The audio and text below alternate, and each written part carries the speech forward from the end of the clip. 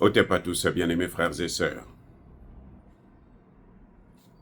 Qu'est-ce qu'est devenu la localité, le territoire de Bunagana, la ville de Bunagana? Qu'est-ce que c'est devenu aujourd'hui?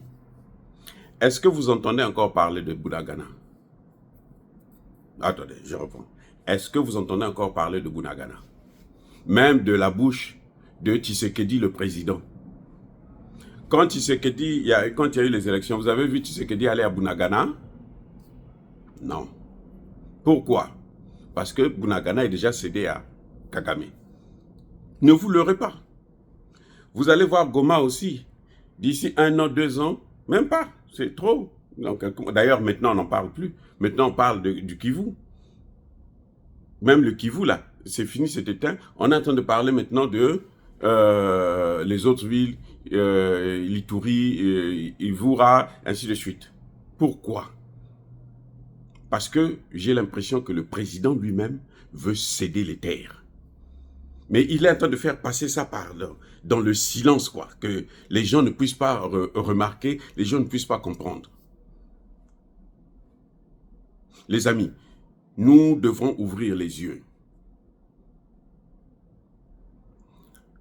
Je viens d'avoir l'information que la femme de Tshisekedi est rwandaise. Si elle est rwandaise, écoutez, ne vous leurrez pas. Oubliez ça. Tout ce que vous voyez entre Tshisekedi et Kagame, c'est ce qu'on appelle une querelle des sorciers.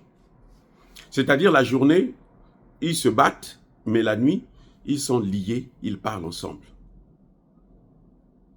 Maintenant, Tshisekedi accuse Kabila. Mais qui a laissé Kabila partir? Oh, donc quand il est venu là, il ne savait pas que Kabila était dangereux. Quand il est venu au pouvoir, il ne savait pas que Kabila était dangereux. Il était son meilleur ami d'ailleurs. Ils avaient d'ailleurs même une alliance. Kabila est quoi? Kabila est rwandais, tout le monde le sait.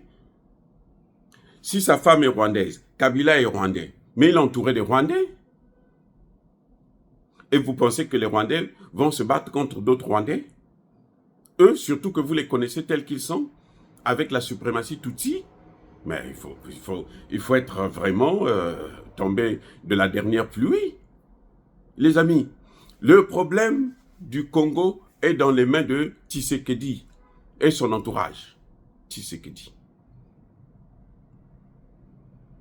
Tout le monde sait que la seule solution que nous avons, l'ambassadeur de Russie nous l'a dit, si vous ne venez pas vers la Russie, le Congo va être coupé en morceaux. Tshisekedi le sait. Il continue à courir après les États-Unis, après l'Union. Vous voyez comment les États-Unis ont sacrifié l'Ukraine?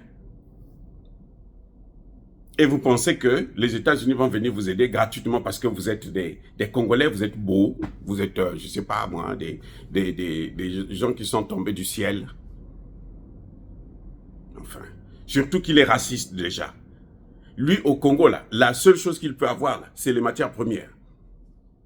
Si Tshisekedi peut dire à chasser les Chinois qui ont déjà beaucoup de marchés là-bas, vous allez voir le lendemain, ils vont venir régler le problème.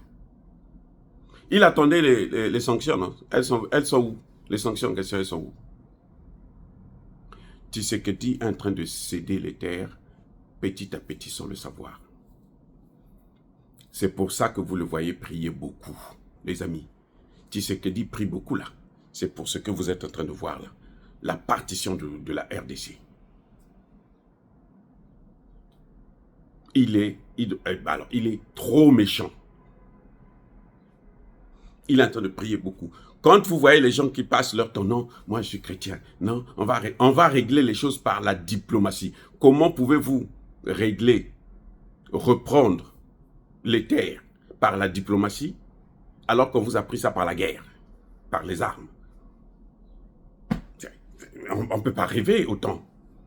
À ce niveau de chef d'État, on ne peut pas rêver autant. Regardez l'Afrique du Sud. Vous avez vu l'Afrique, ça fait combien de semaines que l'Afrique du Sud, l'histoire de Goma est arrivée? Vous avez vu l'Afrique du Sud intervenir? Non. Le Tchad, vous l'avez vu intervenir? Non. Vous croyez qu'ils sont bêtes? Vous croyez qu'ils ne savent pas que non, c'est une situation dangereuse? que c'est l'Afrique qui est en train d'être attaquée? Vous croyez qu'ils ne savent pas ça? Vous croyez que... Mais attendez, non. Les Burundais, qu'est-ce qu'ils ont fait? Ils ne sont pas repartis? Vous croyez que les Burundais aussi sont méchants? Ils sont contre le Congo? Non, le problème vient du Congo. Le problème vient de Tshisekedi. Parce que Tshisekedi n'est pas sincère. Les gens découvrent qu'il n'est pas sincère, on le lâche. C'est ce qu'il est en train d'avoir avec Sassou Nguesso. Parce que lui-même, il n'est pas sincère. Que les Congolais comprennent ça. Qu'on le lui dise pour qu'il puisse changer si c'est possible. Mais sinon, nous n'aurons que des larmes pour pleurer. Vous avez vu déjà un chef d'État africain d'un grand pays comme celui-là, personne ne veut l'aider. Mais attendez, quand les Rwandais avaient pris Goma en 2012, hein, qui avait libéré Goma en 2012? Qui avait libéré Goma? C'est pas l'Afrique du Sud? L'Afrique du Sud n'était pas là? L'Afrique du Sud était là. Le Burundi était là. Pourquoi maintenant ils ne veulent pas venir?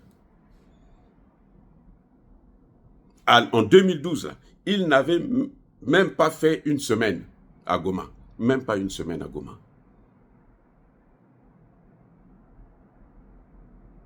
Vous voyez? Parce qu'il y a eu la coalition africaine. Là, cette coalition-là, c'est Tshisekedi qui freine ça. Il faudrait que nous regardions les choses en face. C'est Tshisekedi qui freine, qui bloque. Tshisekedi décourage tout le monde. On sait, tout le monde sait, la solution est en Russie. Mais Tshisekedi ne fait qu'exposer d'autres États. Pourquoi voulez-vous que le Burundi puisse venir sacrifier ses hommes pour le cinéma que Tshisekedi est en train de faire? Lui-même, il est en train de livrer les terres. Depuis que Tshisekedi est là, chaque territoire qui est occupé, on n'en parle même plus. Après 2-3 semaines, 1 mois, c'est fini. Au moment où je vous parle, les amis, c'est la police rwandaise qui assure maintenant la sécurité dans la ville de Goma. Bientôt, on va envoyer une autre troupe qui va venir à Bukavu. Mais enfin, comment vous pouvez expliquer ça? Pourquoi? Parce qu'il n'y a pas de réaction. Vous avez entendu, depuis qu'ils ont pris Bukavu là, ça fait combien de jours? Bientôt 1 semaine, non? Vous avez entendu Tshisekedi parler?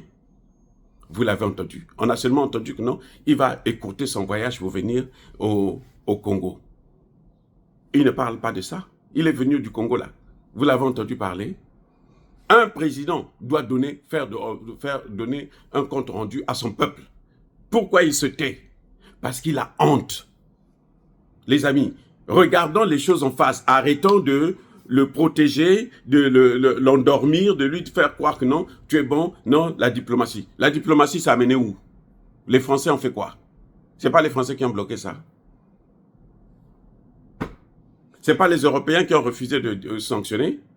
Comment on ne sanctionne pas quelqu'un et vous voulez qu'il puisse se retirer? Il n'a pas de sanction. Il n'y a rien qui peut l'intimider. Tshisekedi ne peut pas l'arrêter. Les militaires congolais sont... Les militaires, là, ils sont aujourd'hui complètement découragés. L'armée congolaise est découragée.